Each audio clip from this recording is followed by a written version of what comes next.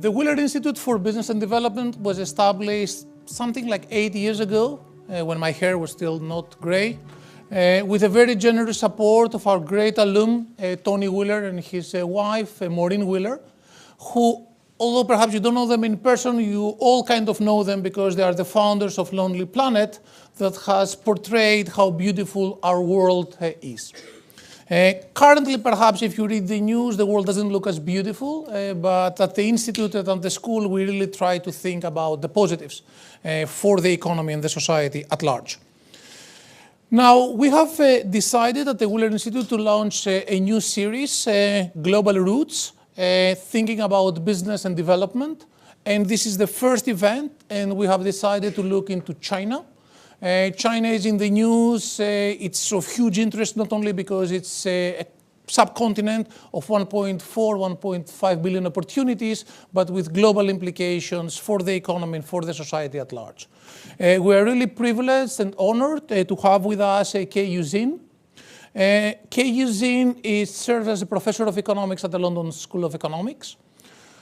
Now, Keyu Jin, I came to learn about her before I met her by our great common friend, Emmanuel Farhi, one of the most brilliant economists ever lived, who was telling me of her amazing research and her great kind of academic skills.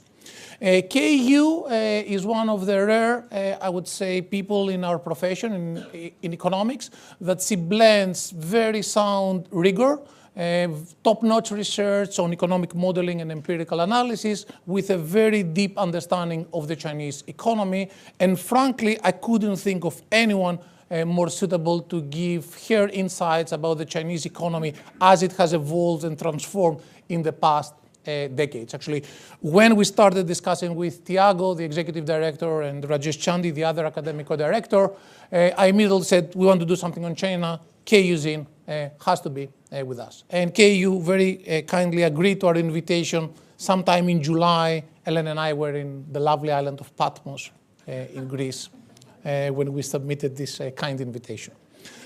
And Keyu will give an overview of her recent, very important book on the new China Playbook.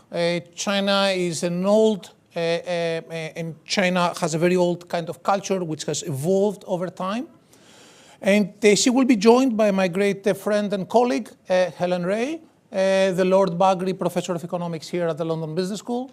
If I was to go over the various accolades of Hélène and Keyu, we will stay here forever. So let me not bother you, other than saying that Hélène, I think, is the world's most prominent international macroeconomist, actually alongside Keyu's advisor, Ken Rogoff. And Hélène has been working a lot on thinking about the global implications of the Chinese economy. She has done a very important work on global imbalances, which actually preceded the global financial crisis of 2008, and more recently she has been thinking about the global financial crisis. So you're here not to listen to a terrible Greek who doesn't even speak English. So Keyu, thanks big time for being with us today. Thank you very much. Hi. Oh, I have my own microphone. Thank you so much.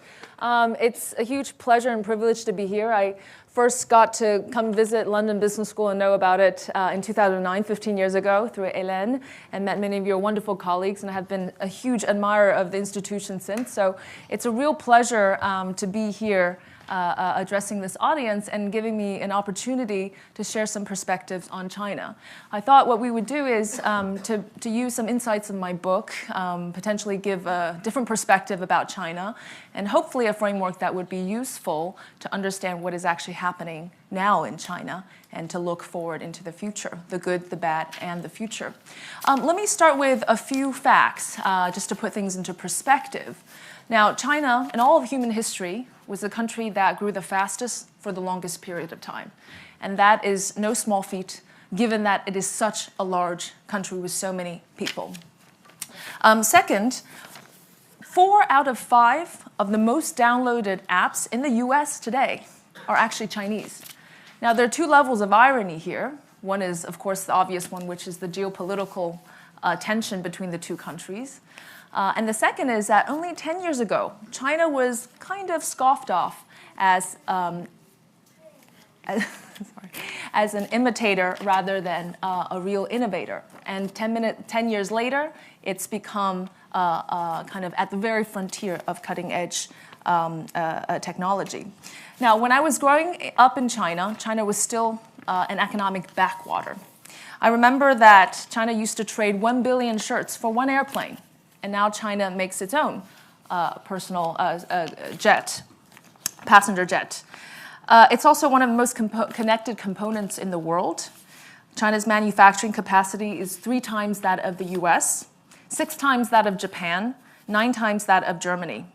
And whether it's air conditioners, solar modules, or lithium batteries, China's market share in the world is over 75%. And 15 years ago, China couldn't make its own combustion engine vehicle, way behind. Now it is the absolute leader in EVs, accounting for more than 65% of global production. Now, of course, it's not immune to economic downturns as we're seeing right now. In the last decade, over this decade, its growth has fallen from 10.5% on average in the previous decade to only 6.2% in this current decade. More startling, in 2018, there were 50,000 new companies in that year. In this year, that number is 1,200. From 50,000 to 1,200, and that number is still declining. FDI into China is only 1/7 of what it was prior to the pandemic. China's debt to GDP ratio is something like 280%, as indebted as Japan and the US.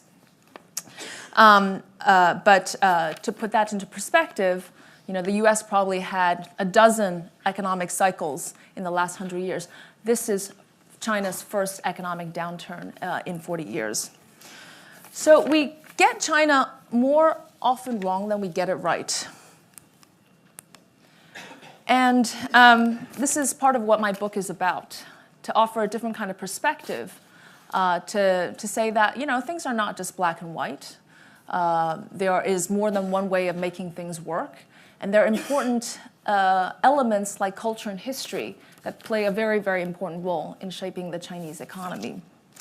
Even taking the role of the state, for instance, we tend to just see it as getting in the way of markets, the state being this heavy, old dinosaur-like kind of imposition to the private economy. But it's more subtle than that. In China, without state mobilization, state coordination, it would have been absolutely impossible that China built the largest EV sector within 10 years. It definitely involved the state rolling out 4 million EV charging stations, as opposed to 160,000 in the US. It involved the state coordinating supply chains, building factories, helping companies attract talent, and doing everything they can. Actually, ironically, the Shanghainese government subsidized Tesla. Tesla was on the brink of bankruptcy. The Shanghainese government gave it money, gave it cash, gave it land, ramped up its production, which otherwise wouldn't have happened, and Tesla was on the way to becoming what it was today. So when we're talking about, around the world today, we're talking a lot about these new sectors like AI, like renewables, solar, and all of this. And if you go around the countries, what do they mention? They mention state capacity. State capacity is now is still a very important word. And if we look at the canonical models that we study, there's very little room for the state. Now, of course, as we'll discuss in this talk, there's a bad and the good, and it's a mixed picture. It's a subtle picture, but we simply cannot dismiss one thing as right or wrong. Now, when it comes to culture, economists tend to not, let's say, cast that as a really important factor in shaping the economy, but in the case of China, I think it does explain a lot of the quixotic elements of the Chinese economy. Now, for one thing, let's take the fact that somebody who lives in Beijing, who's earning on average 1/5 of the income of someone who's in San Francisco, can afford a house or a flat, or apartment at the same prices. How does that actually happen? One cultural phenomenon is that we say that there are actually 6 wallets behind a young person. Potentially, the 2 wallets being the spouses, but then there are parents of each respective person, and maybe even the grandparents would chip in. Or take another, the relationship with authority. Our relationship with authority is not black and white, it's gray. If you think about the tiger mother phenomenon, I don't think it's that different from how the relationship between the people and the state is. The state being paternalistic, that urge to control, that desire for stability, definitely shapes Chinese policies. Now, sometimes it creates the opposite effect of what its intentions are. For instance, in the financial system, the urge to protect retail investors and to stabilize the market actually sometimes create more instability and more calamitous results in the stock market. So many of these aspects relate to China's culture, relates to its history. Or take the more contemporary version of the influencer economy in China. That's worth $500 million. That's half of the US's restaurant business. And I tell this to my friends, and they just find it absolutely wild, why lots of Chinese people would pay huge sums to support the influencers they like, but whom they will never meet, never be in direct contact, and never have any kind of relationship except spend huge sums just supporting this virtuous, kind of virtual fan. And that's a big business in China. So in that sense, I think to understand China in those lenses can help us use a framework to see why it makes some choices, why it has certain implications, and how to see the future. So let me jump in to an example. And by the way, this is another misunderstanding, which is that despite being the fastest growing economy over the last 40 years, there have been a few versions of the China collapse story. 1980s, 1998, the coming collapse of China. Gordon Chang had two versions of China collapse story, 2001, 2015, and then of course now the latest version is peak China theory.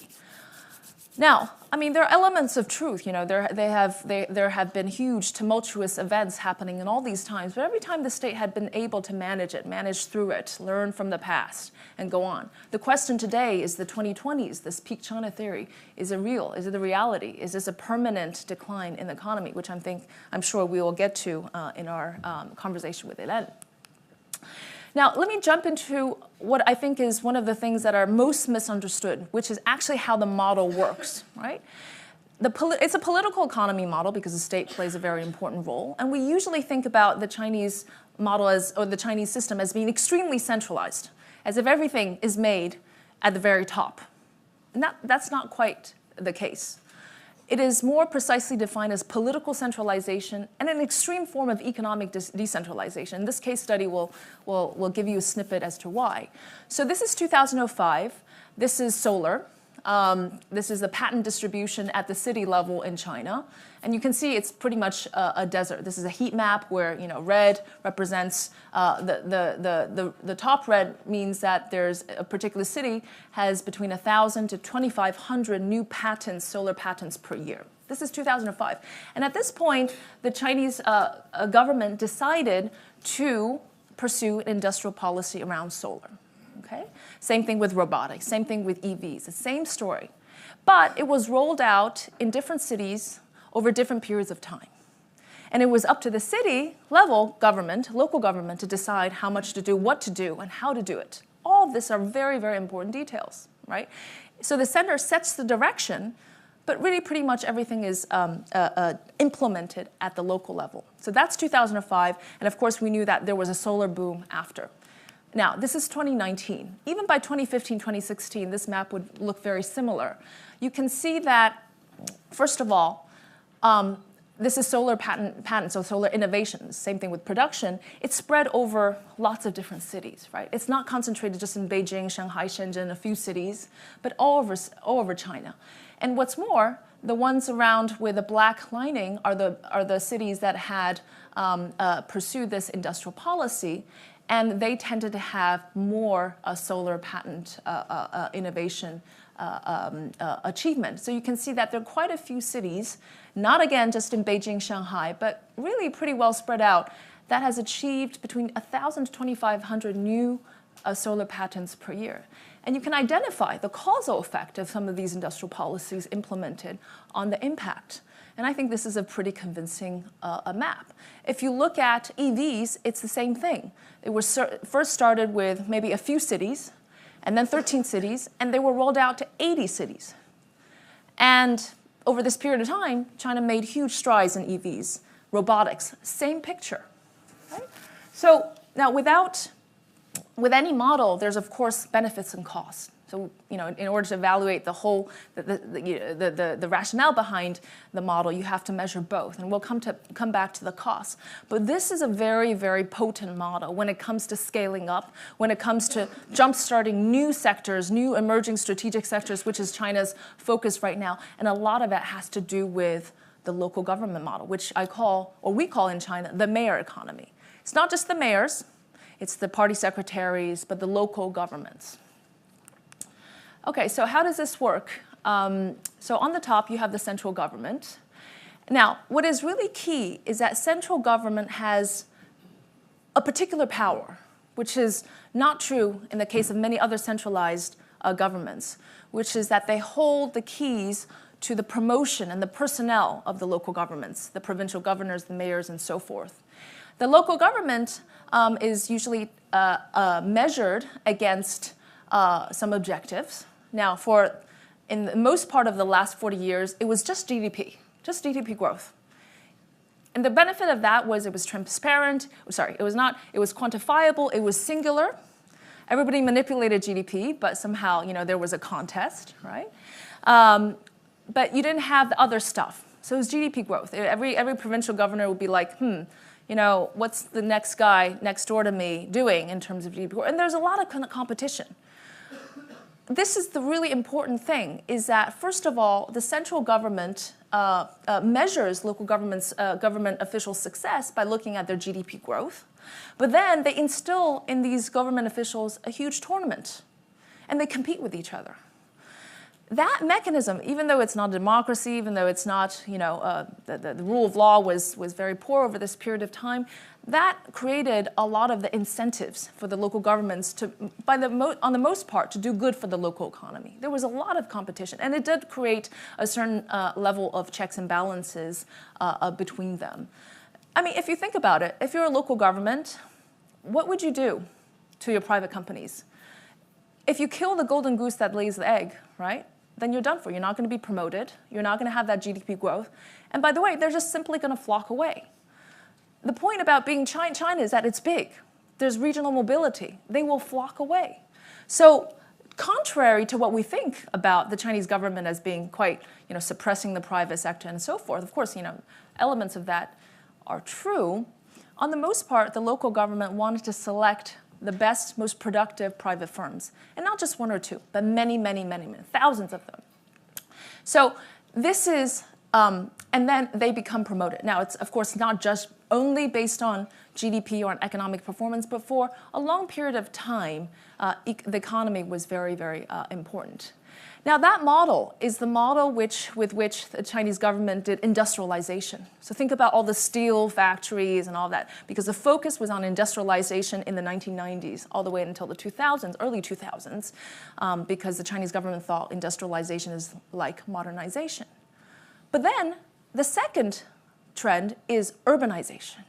Why did the local government suddenly want to do urbanization? This relates to the real estate, because it was an even faster way of achieving their targets: growth, employment, investment. Rather than building steel factories, they start to roll out property en masse with not enough people to live in it. Now, the ghost town story is somewhat true, but actually it was really a phenomenon where they would build out these properties in big cities and nobody would be there. And then over time, they create employment and then people will move in. So lots of the ghost town stories that were featured in the New York Times, eventually they became above 75% occupancy rate and so forth. But it was a local government phenomenon. And today, fast forward, it's no longer about the real estate for a variety of reasons, short-term macro policy. It's now about innovation. Solar panels, EVs, again, the same model. the same level of resources, same political economy, centralized government, but decentralized local economy model to foster that. And this was a very powerful model to scale up, to do these big things. But as we'll see, it's a very weak model to do things like raising personal consumption or having the agility and resilience to adapt. So the mayor economy makes sense, right? Why do the local governments want to do good? What is their incentive? Well, first of all, we said that they want to be promoted politically. But then if you think about it, if they help the good private sectors, what do they get? They build an industrial clutter. Many companies start to move in, lots of jobs, lots of tax revenues, fiscal revenues, which is really important from the land of their local jurisdiction is suddenly worth much more. They collect more fiscal resources. They are actually an equity stakeholder of the entire economy. So when there are a lot of, and people here are in the business world, sometimes they wonder why the local governments would actually put up capital to invest, be equity stakeholders of these startups. It's not just for the returns, right? It is for this whole pie that they want to grow. So as you can see, the point about this is that their incentives are totally aligned with private companies on the most part. Now, of course, you're going to get these very corrupt officials and get lots of stories. But again, this is the model that by and large actually spurred China forward. And that's the local economy. I don't have much time, so I would end by talking about one more theme, which is coming back to the cultural elements. The cultural elements, as we said, for instance, our relationship to authority. I think one stat which is really interesting is in the World Values Survey. If you ask the Chinese to choose between freedom and security, something like 95% would choose security over freedom.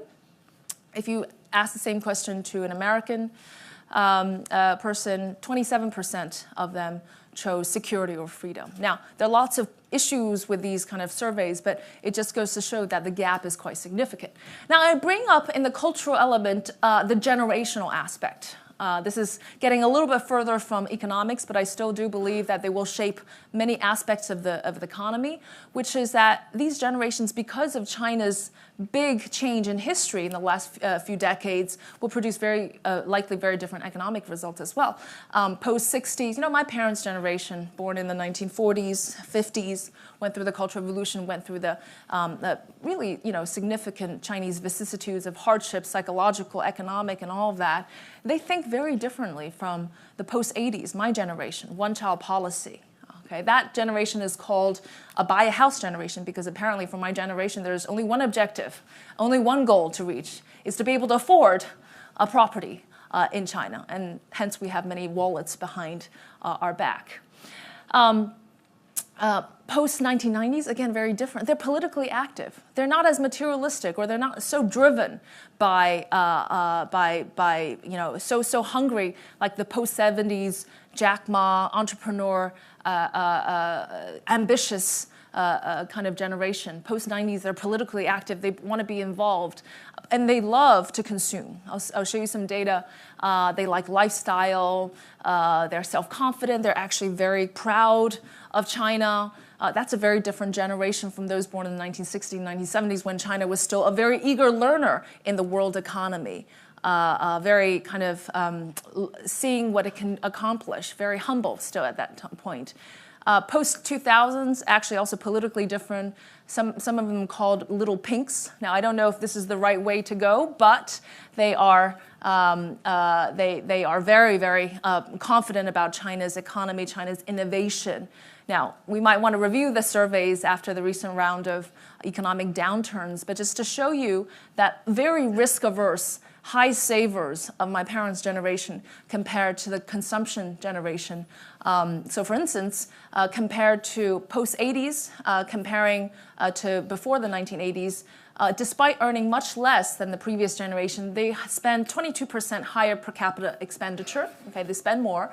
60% higher on clothing per capita, 19% more on food, and contributes to 65% of growth in consumption.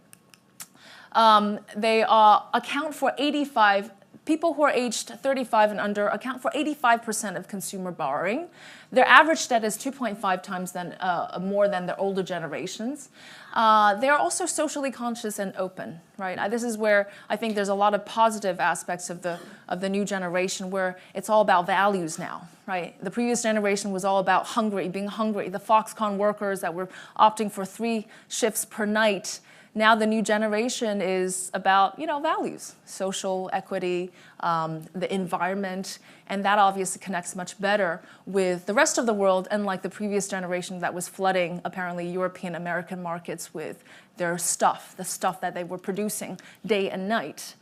It's also a golden era for women, at least from these statistics, because of the one-child policy. Every girl was educated in the same way as every son, which was not the case before the one-child policy, because sons got educated first. So you can see some of this in the numbers. Whereas 15% of those born in the 1960s showed female leadership. This is, I think, data from public companies.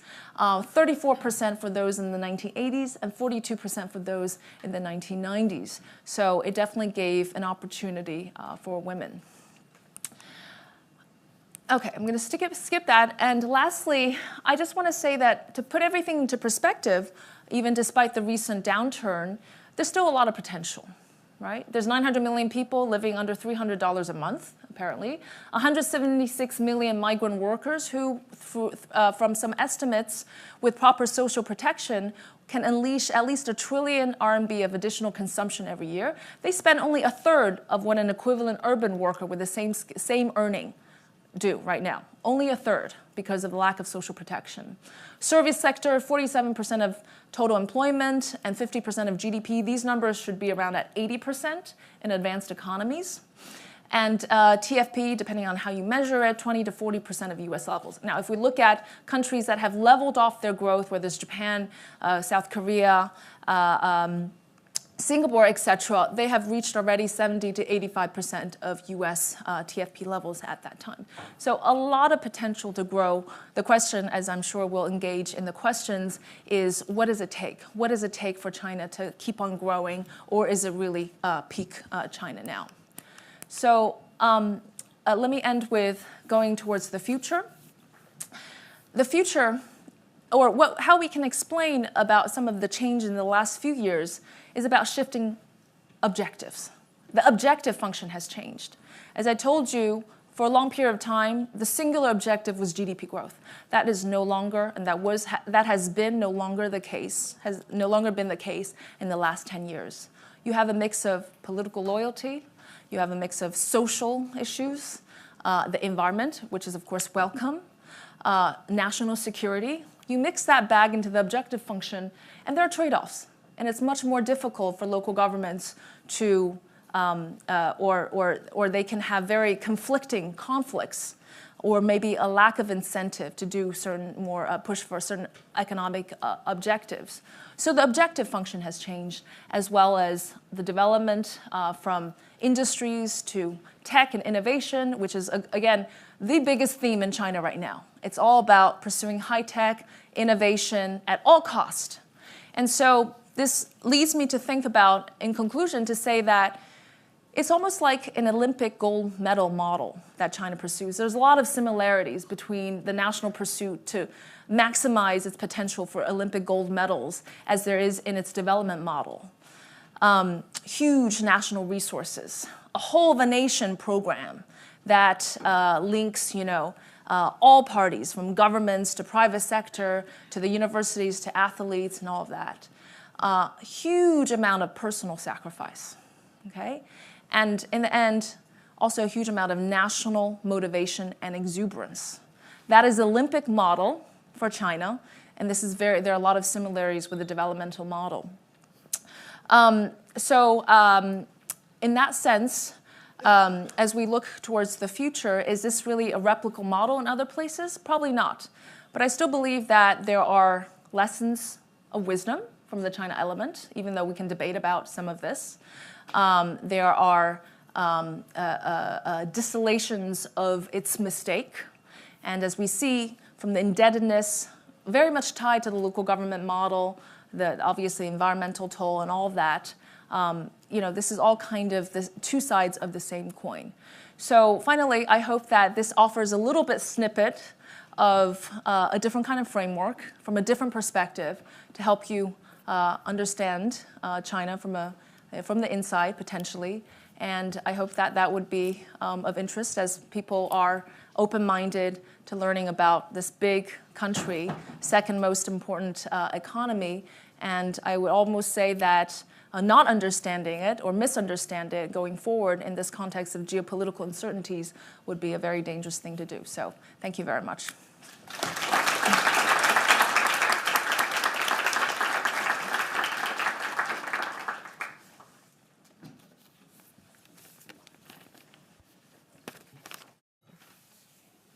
Thank you so much, Keyu. It was an amazing presentation. It was both concise and to the point, but also extremely broad-ranging. So we will have a lot to talk about. So before we just dive into the conversation, let me also extend my thanks to the Wheelers, in particular to the leadership of Elias, but also to the support of the Sui Foundation and to our alum, Greg Sorionis, right here, who makes these events possible. So everyone here, it is a fantastic book. Thank you. Took a great amount of pleasure in reading that book. It's very, very interesting. And I think what is quite remarkable about the book is that really Keyu brings to life the cultural background, even the philosophical background, I would say, of China, and how it is shaping both institutions, but also the macroeconomic policies, and actually the behavior also of actors, right? Whether it is firms, of households, etc. And that turns out to be extraordinarily important to understand this very large economy, which is indeed becoming more important in the world economic order. So on that precise theme, I think so you made it very clear that this political centralization is interacting with this economic decentralization. You talked about the local officials a lot, for example. I very much like the quote in the book when you say, the local officials, they make the GDP numbers, and the GDP numbers, they make the local officials as well. Exactly. I think there is here quite a bit of an equilibrium. But so if we think about the role of the private sector in China, as you mentioned in the book, so the private sector has managed to grow a lot in the past against the odds. Because as you emphasize, the institutions in China were not that great from the point of view of the economic theory that we think about. We think that for private sector development, we need property rights, we need good corporate governance, we need possibly bankruptcy laws and these type of things.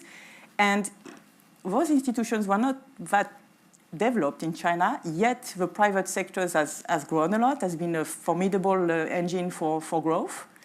And now, as you mentioned as well, the economy is a little bit slowing down, and we seem to see policies kind of reversing a little bit, the growth of the private sector. So I wonder if you have any thoughts about that and how you see the policies going forward and the role of the private sector in using your great grid of analysis that you put forward in the book. Thank you, Hélène.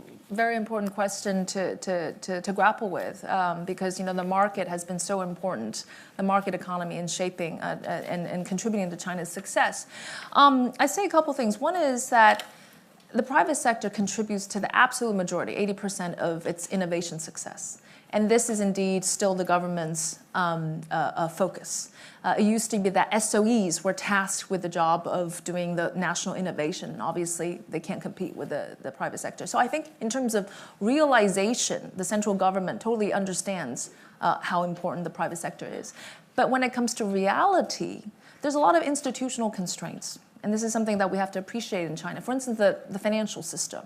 Layers of banks and financial institutions where they have something like a list of companies they can lend to, big SOEs and things like that. And then when it comes to trickles to credit for the private sector, the real economy, it's little and the cost is very high. This is not the intention of, let's say, the political authorities, but this is the institutional constraint because China is dominated by a banking system and the financial system. And second, especially in economic downturns, This is where the SOEs and state banks start to play a bigger role. Just after the 2009 financial crisis, 4 trillion RMB of stimulus was implemented by many of the state players. And so they believe that they should take the responsibility of kind of pushing forward the economy. But also in downturns, this is where the private sector suffers the most. They are the ones that have, no access to capital, credit paralysis, and the profits are often, unevenly distributed to the state sector. So I think it's not quite a matter of, the central authority wanting to advance the state at the cost of the private, but often it happens this way. But we have seen a deterioration, and this is also coming back to a shifting objective of national security, of consolidation of the assets, preservation of the assets, of state assets, that has changed from a few decades ago. So would you say, just to prolong a tiny bit, that this tension that you point out between authority, the tradition of paternalism in some sense in the Chinese society, and entrepreneurship, innovation, the tensions between those two types of values is getting more important these days than it used to be? Is it a fair summary of what you said? Yeah, I think you put it very well. I think it is somewhat of a dichotomy, because on the one hand, if you look at the Jack Ma generation, for Chinese people, if you see a loophole in the law, the urge is to find it and then to skirt the regulation. That's always been in our culture. So they're very... There are other cultures. There are other cultures. I can tell you, you're not the only one. There's a billion people who's thinking about that every day. That's a lot of really smart ideas. So it is very difficult to manage such a complex country. So they are entrepreneurial in that sense. And then the state wants to kind of cover, and then it, lots of holes, and then people front run the policies, and then so it defeats the policies and it creates more instability, but the state still has an urge. So it is a constant tension of, we're international macroeconomists, so we think about the decision to open capital flows or to liberalize the financial system, open, there's a constant tension. It often produces very volatile results. And so I think for state today, what is really interesting when we talk about regulation, tech policy regulation, which is a big topic these days, the Chinese government has always been, we will let you innovate first, and then we come to regulate, which was actually very smart, because they let them, kind of all these ideas spring up, and then they figure out what is exactly the problem, what's the issues, and then they come to regulate. But then, of course, it produced things like the P2P platforms and these, but it also gave rise to fintech. Mm-hmm. So I think that's still the same spirit, maybe even with AI regulation, with biotech and all of that. So see, I think it is a very a complex picture. It's an interaction, and that hasn't changed. That has not changed at all, despite what's happening, despite the statistics that we see. Very good. And so, as you say, we are a little bit in a downturn, and we have seen actually some macroeconomic policy reaction from the point of view of the leadership. In particular, talking more about fiscal stimulus, which was very, very successful during the great financial crisis, but now more recently we probably need more stimulus. Mm-hmm. And so you mentioned this, this new generation who is consuming a lot more, actually. The Chinese households were very famous for saving a lot, and now you just showed us that actually the new generations are different. Mm-hmm. And so the fiscal stimulus, in principle, could stimulate demand quite a bit via this increased consumption. Is it enough? What's being done? Do you think the current policy is going to achieve as much as it should from that point of view? Is it going to work out? It's kind of a new thing, this consumption stimulus. We have been holding our breath for this for a long time. Yes. But if you look at post-2009, that was 4 trillion RMB. That accounted for about, 13% of GDP. That was huge. Yeah, it was huge. So if you look at today, an equivalent would mean that there's 12.6 trillion RMB of stimulus. Mm-hmm. So I think 1 trillion is not enough. They spent 500 million on consumption vouchers, but there's a big gap. Real estate, probably 3 trillion RMB to deal with inventory issues, social security issues, another 800 million. So I think we're expecting a few more trillion coming down the road, but this very cautious approach is probably taking lessons from what happened in 2009. But maybe, it's been a little bit too late, too little, that has caused the problems, but we do expect more to come. But whether they're useful or not, I think it's a combination of lots of different policies, fiscal, monetary, real estate, a combination of that. But really, it's also a confidence issue, right? I think confidence is what brought many of at least the valuations of the companies down, and some of the confidence issues, trying to hype it up again. But I just say this, that, the West has had 100 years of experience, or a few decades of, macro management with tears and blood and, a lot of lessons. And China's still a nascent economy in many aspects, especially policy, macro management. It's still trying to figure its way out because it's not taking lessons totally from the West after the financial crisis. But I think that the prudence and the care with which, macro policymakers in the US and the UK deal with the economy, that's still, the consequences on capital markets, on investor confidence, that seems like it's still kind of new for the Chinese. And I think this has been a very big lesson. And it's another learning curve. Absolutely, and I think what's remarkable is that in the great financial crisis stimulus, it was mostly via investment, again via export stimulus, etc., via SOEs. And here there's a bit of an experiment with consumption, which I think is very welcome. And yes, exactly. Well, the new generation will spend it. Yeah. So that's new, and hopefully it will work. But as you say, maybe the magnitude of it is still a little bit wait and see. Absolutely. Now, I was wondering also if I could get you to talk a little bit more about one very important topic that you mentioned in your book, which is the effect of a one-child policy. So the demography in China. And as we all know, the age pyramid is not looking too good in China. And as you say, the one-child policy is one of the biggest possibly social experiment that has been done in a society, and you definitely you belong to that experiment. But you see lots of interesting things about that experiment. In particular, it had some side effect also on the role of women in China. And but now, given the numbers, there are lots of reasons to reverse that experiment.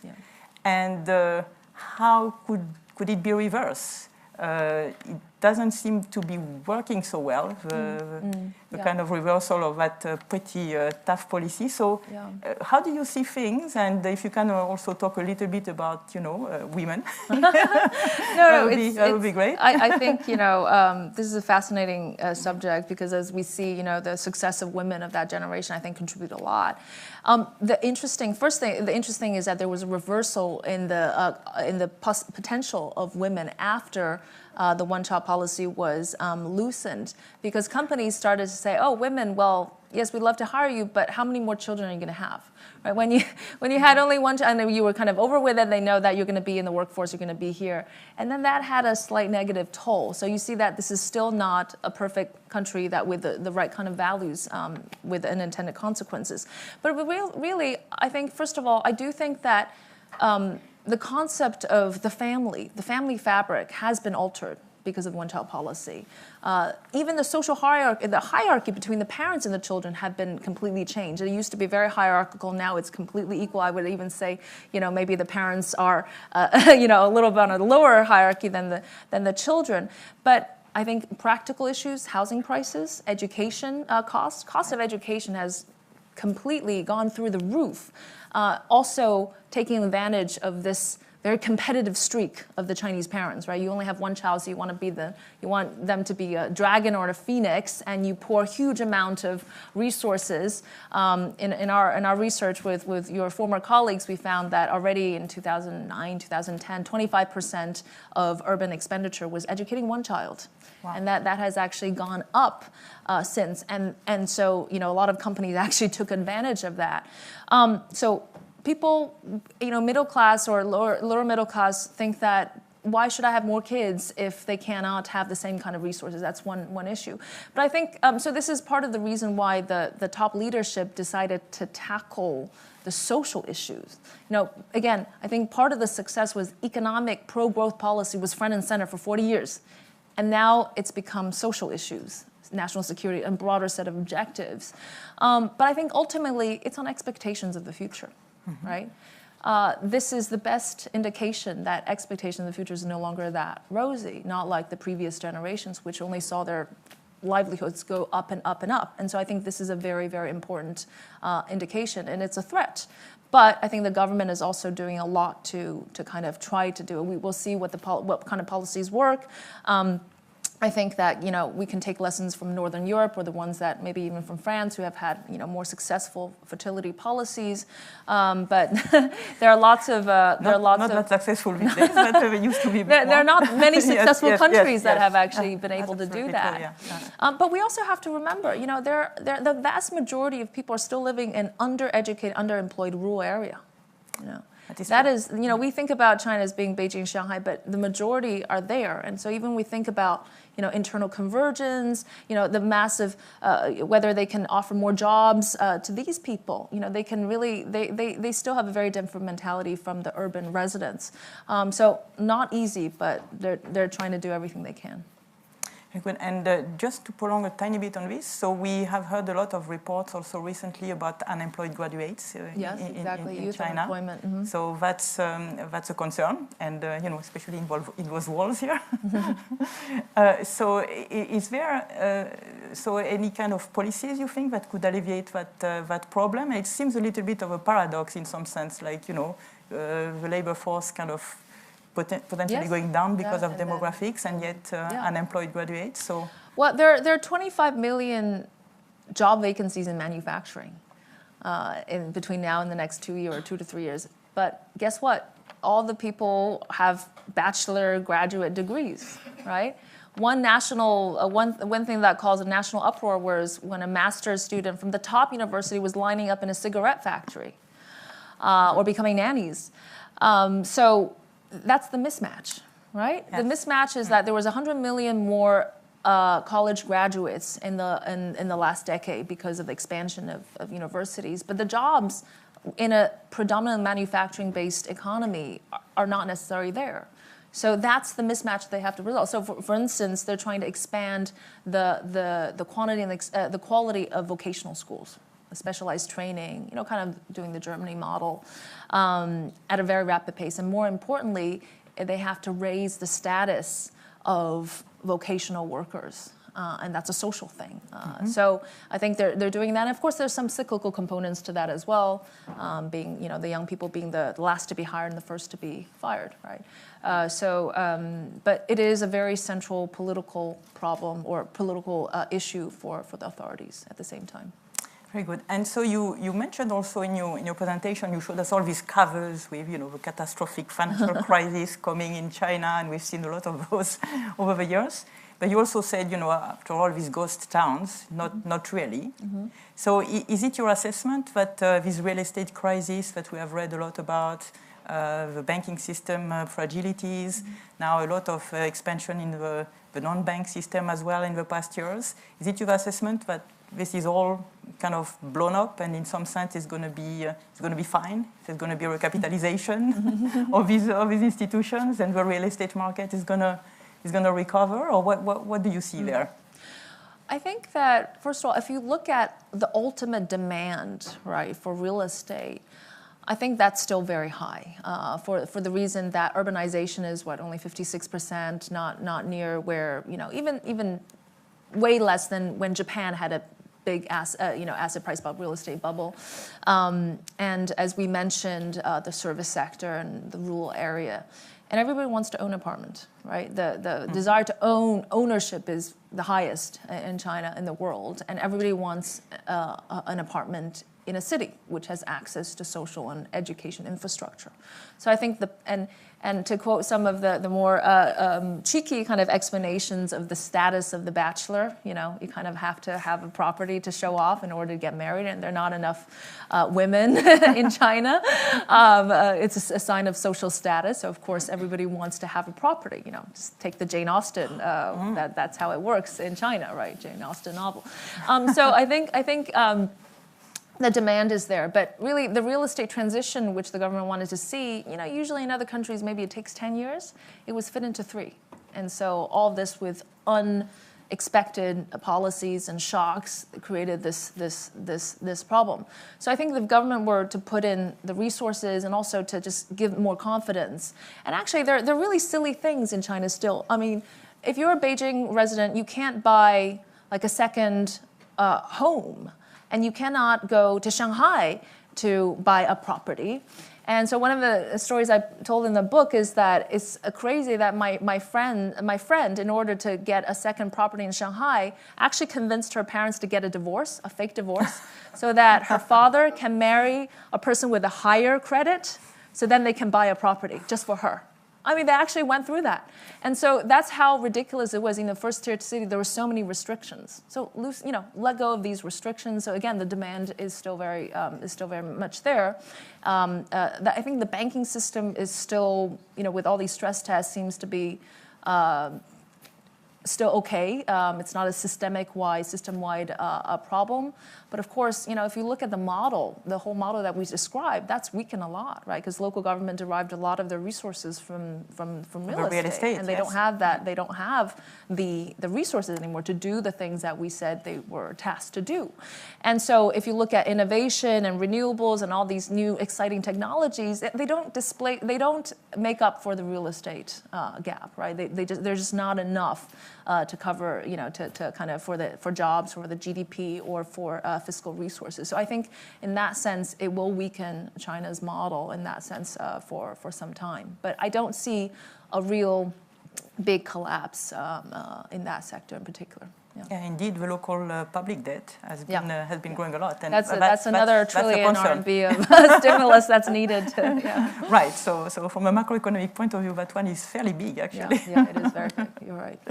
Very good. So I do want to leave some time for questions, but I would, I wouldn't want us not to talk about also our joint research interest, which is about, international currencies, international capital flows, international finance, and in particular, we kind of know that the leadership in China has been interested in the internationalization of the RMB and the rivalry between the US dollar and the RMB, and you talk about that actually also very eloquently in the book. So here, where do we stand? I mean, we kind of both know that deregulating capital flows, etc., is a very risky business when the markets are not ready, when regulation is not necessarily there. And at the same time, from a geopolitical point of view, there is a lot of interest these days in terms of competing against the dollar, setting up different payment systems, and all kinds of intervention in international finance. We see that with the dollar, why not with the RMB? So where do we stand from that point of view? What's your view on the internationalization of the RMB and the willingness of the Chinese authorities to push that further, the role of the central bank digital currency and all that? Where do you see all this going? I mean, this is a huge project and ambition for the Chinese government, international, but we have to also look at the realistic reality and the constraints of that.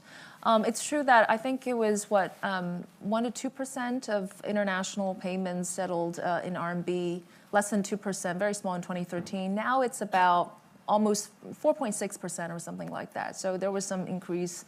I think trade invoicing denominated in China went from pretty much 0 to 25% within a very short period of time. So the Chinese government is doing that, and also the offshore, Hong Kong CNH offshore currency, pretty viable vehicle currency, is pretty active in the offshore centers, and so my view is that there will be little shocks or geopolitical shocks, for instance, or as Ricardo Reich's paper have shown, the swap lines as central bank that would increase a little bit of that number and usage of international, RMB denominated payments, but it won't be major, right? It won't be enough to really make China's currency a truly reserve currency that can at least compete with the U.S. I think very, very little competition there because I think part of the reason, an obvious reason, the financial system, the lack of depth, breadth, liquidity. If you look at the size of the U.S. Treasury markets, right, really massive. A lot of it's not just about trade, international borrowing and lending denominated in dollars. It's difficult. What are you going to buy Chinese assets with, right? Especially now, but also so that I think it's also a financial center, financial system issue as well. But yes, the Chinese government is still pushing ahead with central bank digital currency.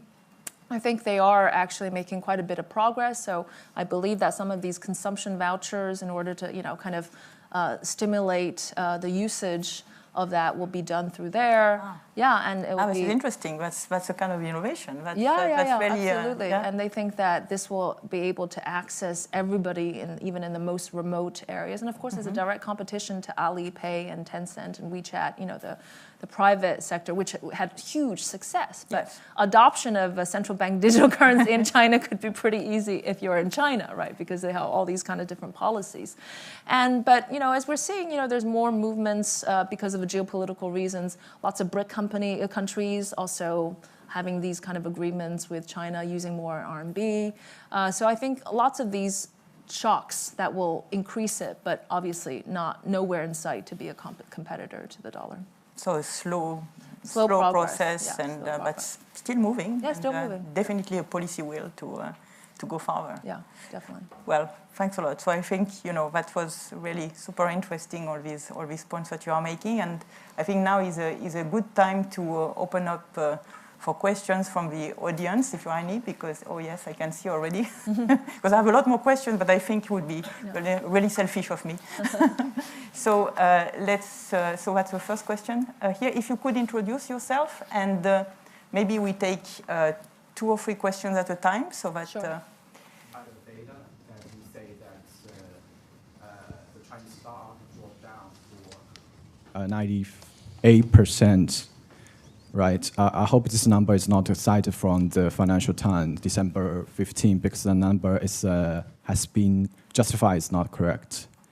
And my first question is that I have 2 questions. So my first question: how would you evaluate the potential war risk between Taiwan and Shanghai, as this is a huge economic risk to China, as we both think that President Xi needs to justify his succession to the president position.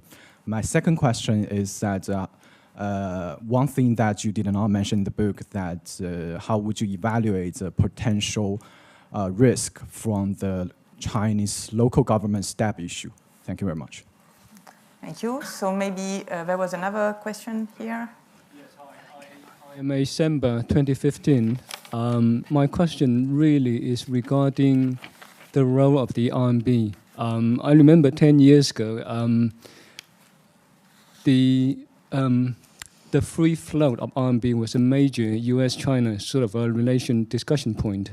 I was just wondering whether in this new world of strategic competition, what does the role of the RMB and the weaponization of financial transactions like SWIFT, how does that impact doing business in China, and how the Chinese government views the RMB as a potential control point? Very good. Well, I think there you have it. I'll just answer, touch upon Taiwan, because I think that's something on your mind. I just say a couple of things, because obviously it's not my area of expertise, but looking at some of the research that has been done, it's important to understand that there is a total continuation of what's been said on Taiwan politically in terms of policies compared to the previous leaders. So everything that has been cited that can evoke a little bit of anxiety, that has actually been said before. I'm not going to give you examples, but you give me one and I'll tell you exactly when that was said. So the second thing is, I think even if there were some political objectives, I think showing progress, the progress that these two places are, have a closer relationship or closer ties, some level of progress meets these objectives rather than, let's say, something in totality. Let's call it that. And lastly, I just say that don't underestimate, how much Chinese people value peace, right? The living memory of chaos is still very much in the minds of these families. Even the new generations further away from it, they're still being reminded constantly. The one-child policy, this generation of, let's say, soldiers, they're only child, take that into account. And also, don't forget that there are a lot, for everything that's been highlighted in the Western press, there are a lot of things that the Chinese leaders have said that have not been pointed out or stressed in Western media. For instance, in the Davos speech, our premier said, "We will not tolerate conflict in the region," I think is also very important symbol. So in my view, also from the lessons from the Ukrainian war and all that, I think don't forget that of many of China's goals, China political authorities' goal, it's not just one thing. It's a multitude of things, among which is to be the largest economy in the world at some point. And how to get there, they obviously take all these factors into consideration. I think the weaponization of the dollar, as we mentioned, is a complaint of many countries around the world, and there has been, among the BRIC countries, as I mentioned, among the developing world, they're much more open to other options. So as I've already said, these will push the numbers, the utilization of RMB a little bit more up, but I don't think it's going to completely change the status of the RMB in the short term for all the reasons that we have mentioned. But it is a key reason. Now, I don't think there's any chance that China can reach a 6% growth in the next couple of years. Actually, if Hélène's question is how much fiscal stimulus do you need to reach 5% growth, that would probably in 3 times what we're seeing now. So I don't think that's necessarily, and it's also a macro number. There are lots of other numbers that are indicative. I think the Chinese government are looking at their fiscal revenues, for instance, and there's nothing to hide behind that, right? So, but there has been a shift, as I mentioned in the end, a shift of objectives in the recent past. So you can see clearly the political authorities saying economic growth per se is not the only thing that matters. It's not the quantity of the growth, it's quality. And so these are all the right words, but whether the impact is exactly what they predicted, I don't know. But I don't think they're necessarily going after strict numbers, but of course you need the numbers to support the employment and the social stability, which is as important now as ever in economics. Yeah, next round. Very good. So I think in that corner we have several people here. The mic is coming.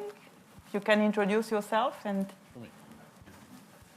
Okay, so we have here and then here. Yes. Please. Yeah.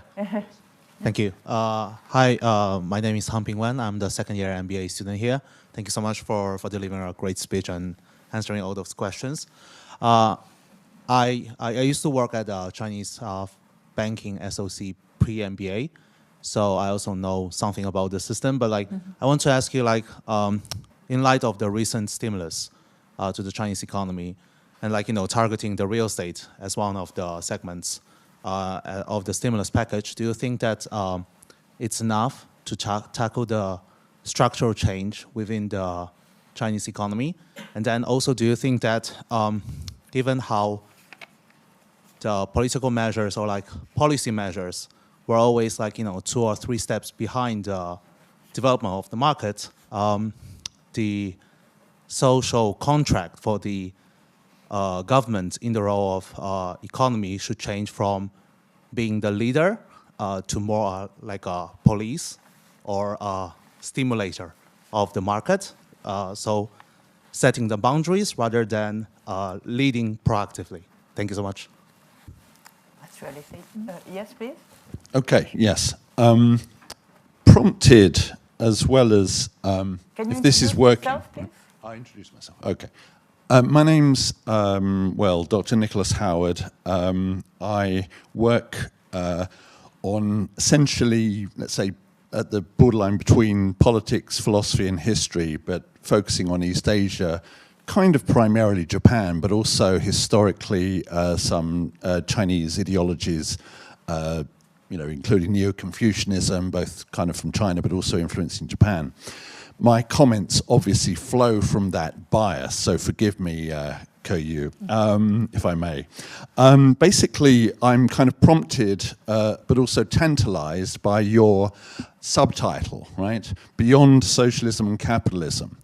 I think, and kind of... question, because we... Yeah, I'm getting to it, don't worry. Okay. Because... focusing upon the forms of political economy, I think it's interesting to look at what, traditionally it's kind of like private-style capitalism versus so-called command Soviet-style economy or Stalinist economy, right? But I think what's interesting about both your work, but also a tradition of political economy that's implicit in kind of what you say, but isn't there, I'm kind of interested to know whether you know a lot about a German / American figure called Friedrich List. He had in the Japanese political economy literature, from whether implicit in Chalmers Johnson's Locus Classicus in 1982. Called the Mitty and the Japanese Miracle, but also appears in James Fallows. It appears in all kinds of books. Daniel I. Okimoto at Stanford, Between Mitty and the Market. Super interesting, but so I essentially, don't think we have time. I'll cut to the chase, right? So essentially, I'm kind of thinking when I read your book, I think that it comes across as a very Listian national economy, and that it's in that East Asian tradition of Listian national political economy, rather than being communist. China was never really communist. That's a mythology. Stalinist influences, sure, but never really communist. That's about radical internationalism, right? So that's the question I'd like to ask you. And I'd urge you to look at some of that Listian classical Japanese political economy literature, because I think that there's more of a link to Japan than maybe you might have considered as yet. Thank okay?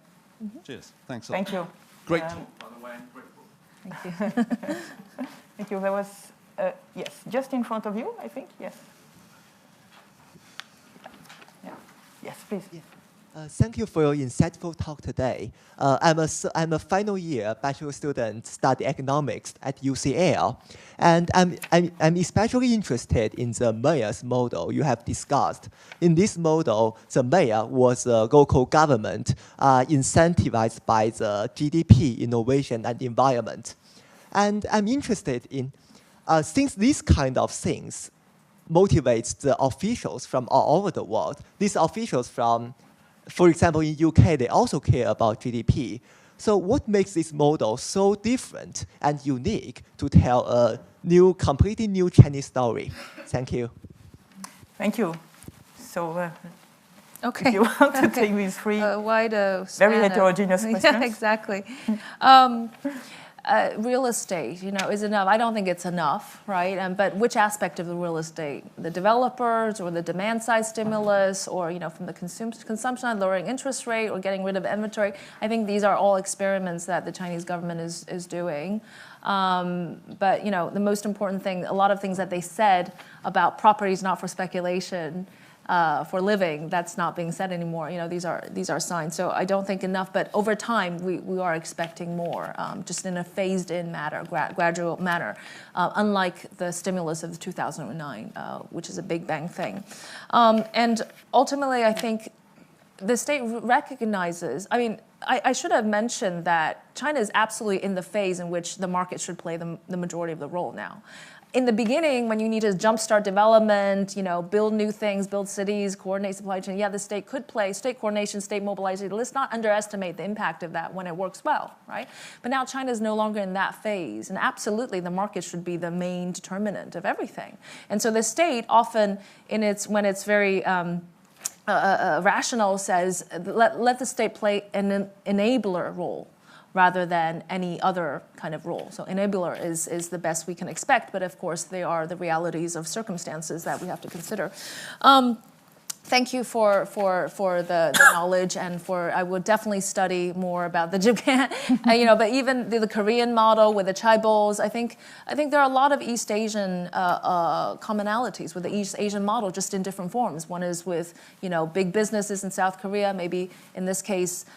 I think there's a time-state contingent path, right, where China led to where it is today because of the history, because of what happened in the 1980s, because of the expediency of how certain things work. But certainly, and this is what I also write in the book, there's a common East Asian cultural element that rings through. So there are elements of the model, I think, that is thematic. You can't take the whole model itself, but there's certain elements of that I think applies. And you look at the success stories in the past, it certainly rings true to that as well. So thank you for that reference, and very interesting. It's a very good question. UK, why not a US mayor, right? But in China, you get rotated. You can imagine, I don't know who the current mayor in Miami is, get rotated in 3 years to being, the mayor of Houston, and being, and then rotated back, and then your entire political career path and your economic prosperity lies in how well you do. I think that incentive, the strength of that incentive is just totally different. If you look at Amazon, when it was looking for places in the US, what did local governments offer? Some offered to name the city after Bezos or Amazon. Sorry, the mayor becomes Bezos, or the city after. Some gave a big cactus. Some offer some infrastructure upgrading. That was it, right? So there's certainly a certain extent of that when you talk about local decentralized economy. But I think the strength of you have to look at these political careers in China. There's only one career for them, and this is it. And your power, your prosperity, your personal, everything depends on how well you do. And let's not also, I write this in the book, and I know that this is very difficult to sell maybe in a community outside of China, but quite a few of them actually have this drive, this personal mission of wanting to do something. That might have been the older generations, but they have this personal accomplishment. I think all these things should be considered. So. Very good. Yeah. Well, we'll take a final question because we have a big audience on Zoom, and so Mariam will tell us here. Hi, my name's Mariam. I'm from The Wheeler, and we've got some questions from online. I'm just going to put the one that I've got that's come up the most. Can China's economic successes or any of its policies be mapped onto emerging or developing economies? If so, why? And if not, why not? Essentially, could you talk us through that? Mm-hmm. Big questions to answer. Well, I think, historically, China did enjoy something spectacular, which was globalization, the height of globalization, and the opportunity that was offered to China. I mean, there's absolutely no sense in which China fully understands that. And we got to ask the question, is that environment still available for the next, crop of developing countries? We're seeing a lot of protectionism. We're seeing a lot of backlash against the rise of China. So I think a lot of this will feed back negatively to these developing countries. And then, with the arrival of AI, which potentially could increase the inequality between developing countries and the rest of the world, this is something I do worry. I mentioned state capacity. How it's done, this is all going to be dependent on the country, but state capacity in the beginning is still very important. China had huge amount of saving, which is also under consumption, but it didn't need to rely on foreign capital, which, from our work, we know how potentially uncertain that is. And now we see developing countries, G20 investment in developing countries dropping at a time when we're talking about the green transition, and more investment is needed. It's not looking great for developing countries. So thank you. Thank you very much. Well, I think we should definitely thank Keyu for wonderful answers to all these questions, a wonderful presentation. That was more than most people. Yeah. I think that we got a lot to think about already, and so please join me in thanking Keyu.